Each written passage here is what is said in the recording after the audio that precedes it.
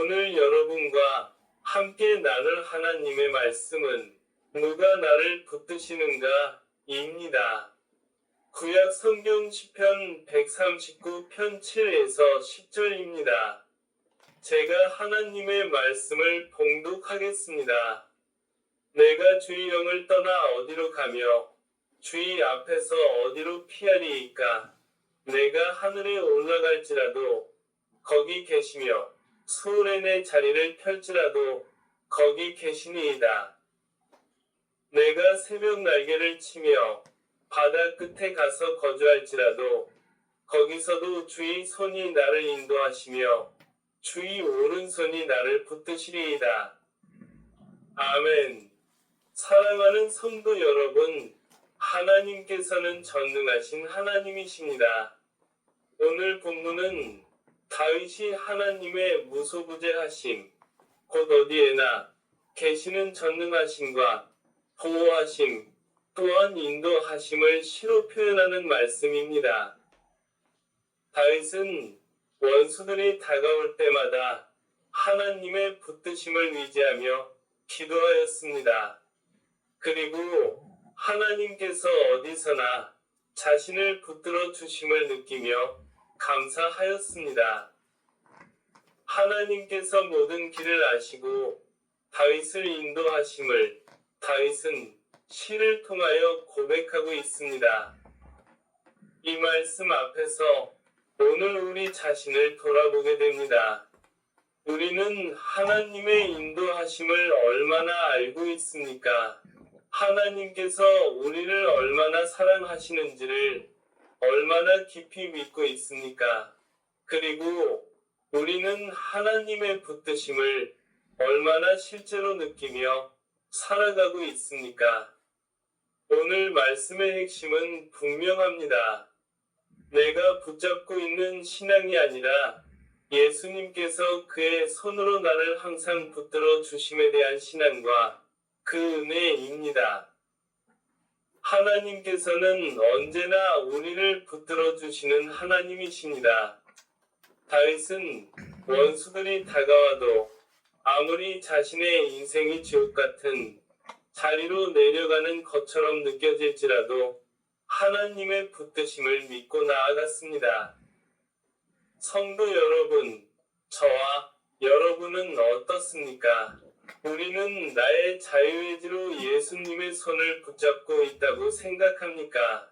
아니면 예수님께서 그의 손으로 나를 붙들어 주심을 믿고 있습니까? 이 둘은 분명히 다릅니다.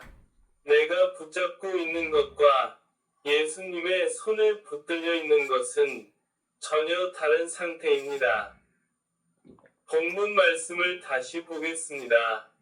내가 주의 영을 떠나 어디로 가며 주의 앞에서 어디로 피하리이까? 내가 하늘에 올라갈지라도 거기 계시며 수월에 내 자리를 펼지라도 거기 계시니이다. 내가 새벽 날개를 치며 바다 끝에 가서 거주할지라도 거기서도 주의 손이 나를 인도하시며 주의 오른손이 나를 붙드시리이다. 아멘. 성도 여러분, 내가 예수님의 손을 붙잡고 있는 것은 나의 자유의지로 주님의 손을 잡고 있는 상태입니다. 그래서 세상의 유혹이 다가오고 어려운 상황이 닥쳐오면 사람은 자기 의지로 잡고 있던 손을 놓아 버릴 수 있습니다. 왜 그렇습니까? 나의 생각으로 문제를 해결하려 하고 나의 방법으로 버티려 하기 때문입니다. 내 판단이 앞서고 내 감정이 앞서고 내 두려움이 앞서기 때문입니다. 그런데 예수님께서 나를 붙들어 주시는 은혜를 아는 사람은 다릅니다. 그 사람은 감사하며 성령 하나님의 인도하심을 믿고 살아갑니다.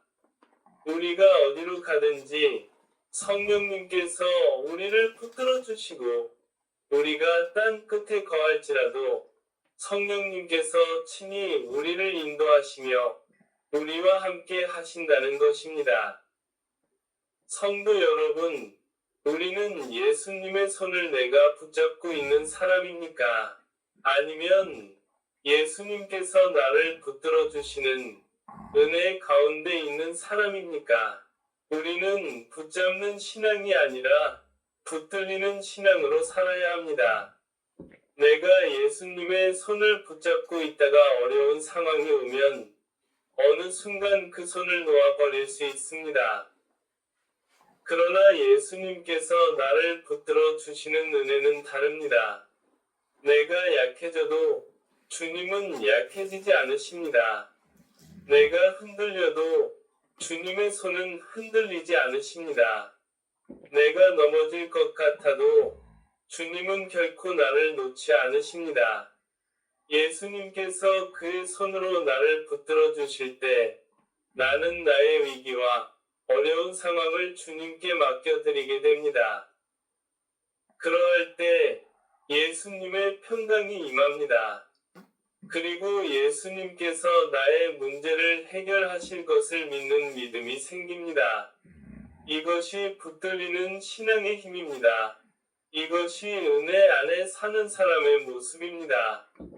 다윗은 하나님의 손을 붙잡고 있는 자가 아니라 하나님의 손이 다윗을 붙들어 주시는 은혜 속에 사는 사람이었습니다. 그래서 그는 고난 속에서도 무너지지 않았습니다. 그래서 원수들 앞에서도 하나님을 찬양할 수 있었습니다. 그래서 지옥 같은 상황 속에서도 하나님의 손이 자기를 붙들고 계심을 고백할 수 있었습니다. 성도 여러분, 저도 이 부분을 깊이 깨닫게 된 시간이 있었습니다. 저는 목사고시를 보는 3년 동안 나의 자유의지로 예수님의 손을 붙잡고 있으려 했습니다. 그래서 목사고시에 불합격될 때마다 실망하고 낙심하였던 저의 모습이 있었습니다. 왜 그렇습니까? 내가 주님의 손을 붙잡고 있다고 생각하였기 때문입니다. 내가 놓치지 않아야 한다고 생각하였기 때문입니다. 그래서 결과가 좋지 않을 때마다 내 마음이 무너졌습니다. 그런데 하나님께서 깨닫게 하셨습니다. 내가 주님의 손을 붙잡고 있는 신앙으로는 큰 문제 앞에서 결국 흔들릴 수밖에 없다는 것입니다. 어려움이 오면 나는 주님의 손을 놓고 혼자 쩔쩔매게 된다는 것입니다. 그러나 참된 믿음은 내가 주님을 붙드는 것이 아니라 주님께서 나를 붙들고 계심을 믿는 것이라는 사실을 깨닫게 하셨습니다. 내 자유의지로 예수님의 손을 붙잡고 있는 신앙은 모래 위에 집을 짓는 것과 같습니다. 성경 마태복음 7장 24에서 27절 말씀입니다. 그러므로 누구든지 나의 이 말을 듣고 행하는 자는 그 집을 반석 위에 지은 지혜로운 사람 같으리니 비가 내리고 창수가 나고 바람이 불어 그 집에 부딪히되 무너지지 아니하나니 이는 주추를 반석 위에 놓은 까닭이요 나의 이 말을 듣고 행하지 아니하는 자는 그 집을 모래 위에 지은 어리석은 사람 같으리니 비가 내리고 창수가 나고 바람이 불어 그 집에 부딪힘에 무너져 그 무너짐이 심하니라. 아멘. 성도 여러분, 내가 주님의 손을 붙잡고 있는 신앙은 상황에 따라 흔들릴 수 있습니다. 그러나 예수님께서 그의 손으로 나를 붙들어 주시는 신앙은 반석 위에 세워지는 신앙입니다. 내 힘이 아니라 주님의 힘으로 서는 신앙입니다.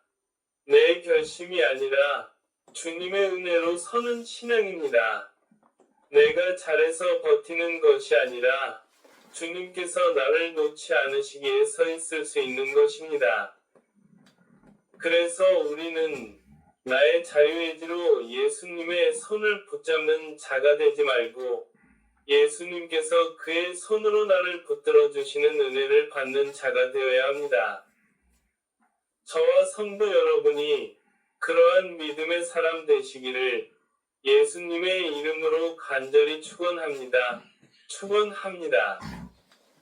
사랑하는 성도 여러분, 예수님께서 그의 손으로 붙들어 주시는 사람은 어디로 가든지 성령님께서 동행하십니다. 여러분이 바다 끝에 거주할지라도 주님의 손이 여러분을 인도하실 것입니다. 본문은 분명히 말씀합니다. 내가 주의 영을 떠나 어디로 가며 주의 앞에서 어디로 피하리이까? 내가 하늘에 올라갈지라도 거기 계시며 수월에 내 자리를 펼지라도 거기 계시니이다. 내가 새벽 날개를 치며 바다 끝에 가서 거주할지라도 거기서도 주의 손이 나를 인도하시며 주의 오른손이 나를 붙드시리이다. 아멘. 예수님께서 나를 붙드신다는 것은 내가 어디로 가든지 성령님께서 나와 함께 하신다는 뜻입니다. 또한 사탄의 공격과 세상의 두려움 가운데서도 하나님께서 나를 보호하신다는 뜻입니다. 우리가 세상을 살아가다 보면 정말 지옥 같은 어려움이 다가올 수 있습니다. 감당하기 어려운 문제, 예상하지 못한 위기, 마음을 짓누르는 아픔이 찾아올 수 있습니다. 그러나 예수님께서 그의 손으로 우리를 붙들어 주시면 우리는 그 어려움을 이길 수 있습니다.